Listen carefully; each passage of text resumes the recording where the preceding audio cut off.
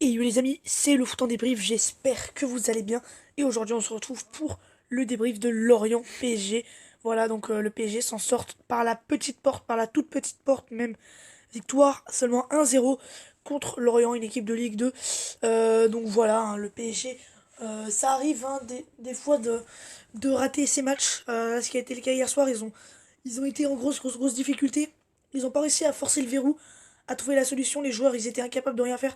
Parce qu'en face, on a une équipe de Lorient qui met, euh, qui met toute la muraille de Chine. Du coup, bah, c'est impossible d'attaquer tout simplement. Donc si déjà t'as un Lorient qui défend pendant tout le match, qui met le but, enfin qui met plein de barrages, qui barricade tout, et en plus t'as une équipe du PSG incapable d'attaquer, incapable dans un mauvais soir, tout simplement, bah, c'est sûr que ça va être difficile de marquer plein de buts. En plus de ça, il n'y avait pas Neymar, il n'y avait pas Mbappé, un PSG remanié. 16e de finale, on est à un mois du match contre Dortmund. Donc voilà, ça se comprend, ça se comprend. Euh, mais en plus de ça, ils gagnent, donc voilà, donc c'est parfait, hein, tout simplement. Voilà, on sait que le PSG, il faut pas qu'il se donne à fond pour tous les matchs, sinon c'est mauvais. Enfin, je dis pas il faut pas qu'il se donne à fond pour tous les matchs, si, mais quand tu joues à un mois de Dortmund, il y a forcément des matchs où il va falloir jouer tranquillement, sans forcer. Ça, c'est important. En plus de ça, t'as mis au repos Neymar et Mbappé qui n'ont pas joué du match. Donc au niveau de la fatigue, on sait que jusqu'au match contre Dortmund, les Parisiens joueront tous les 3 jours. Du coup, il y a forcément des matchs où le PSG ne sera pas énorme. Et bah ça a été le cas hier, tout simplement. Ils ont pas été énormes, mais ils ont quand même réussi à gagner. Donc ça, c'est quand même le positif et c'est surtout l'essentiel qui a été assuré. Voilà, mais le PSG qui aura longtemps galéré. Neymar et Mbappé qui ont failli rentrer d'ailleurs, hein. Euh, mais Sarabia a marqué et du coup, Tourelle a dit à Neymar et Mbappé de finalement t'es pas obligé de rentrer parce que c'est bon, on gagne, et on va garder le ballon jusqu'à la fin du match, c'est ce qu'ils ont fait. Mais voilà, c'était pas, c'est surtout, je vais pas que parler de ce match, les amis. Je vais parler de pourquoi le PSG n'a pas à déjouer ce match, tout simplement. Parce que oui, le PSG n'a pas fait un grand match. Mais pourquoi ils ont autant déjoué? Bah c'est la raison, comme je vous l'ai dit, c'est Dortmund évidemment qui arrive. Il faut être intelligent dans la gestion. Là, depuis le début de l'année 2020, tu fais un 6-0 contre Monterrey, Lina, je sais pas quoi là. Ensuite, tu gagnes 6-1 contre Saint-Etienne. Ensuite, tu fais un match avec les quatre fantastiques présents, Neymar, Di Maria, Mbappé, Icardi. Tu fais 3-3 contre Monaco, mais tu te donnes beaucoup. Pareil contre Monaco, 3 jours plus tard, tu gagnes 4-1 avec tous les joueurs type présents. Fallait forcément que contre Lorient, le PSG soit en gestion et que le PSG ne joue pas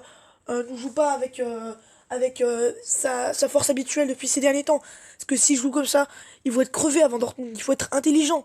Là, ils se sont reposés pour un match. Donc là, il reste encore Reims, Lille.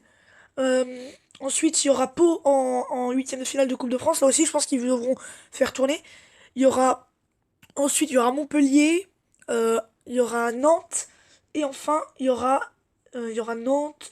Ensuite, il y aura Lyon, et il y aura le dernier match, ce sera Amiens. Donc il y a encore 7 matchs avant Dortmund. Alors que Dortmund n'a que 3 ou 4 matchs. Donc le PSG qui a énormément de matchs et faut forcément faire tourner. Les Parisiens se sont déjà assez fait piéger.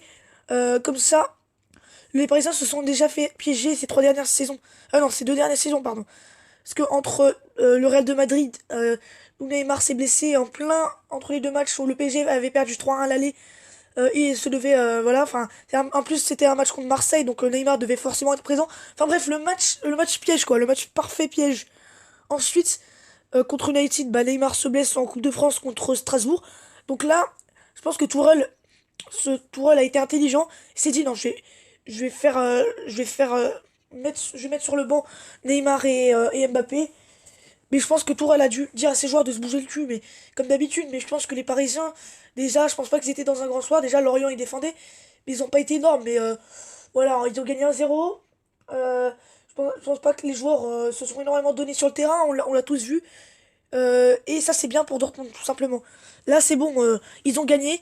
On va pas non plus trop négativiser ce match. Enfin, je sais pas comment on dit. En tout cas, on va pas dire du mal des Parisiens. Moi, je sais, en tout cas, mon avis, c'est que je pense que les Parisiens ont déjoué parce que y a Dortmund qui arrive et qu'il faut être intelligent dans la gestion. Surtout, surtout quand t'as encore 7 matchs à jouer avant Dortmund, quoi. Et voilà, faut continuer comme ça. Là, c'est les 3 derniers matchs, Saint-Etienne, Monaco, Monaco. T'as fait jouer les 4 en même temps. Là, maintenant, il va falloir mettre des fois sur le banc Neymar, des fois sur le banc Mbappé, des fois sur le banc Di Maria, des fois sur le banc Icardi. Enfin bref, il va falloir être très très intelligent dans la gestion. Et je pense que s'ils continuent comme ça, je pense ils vont arriver contre Dortmund sans problème.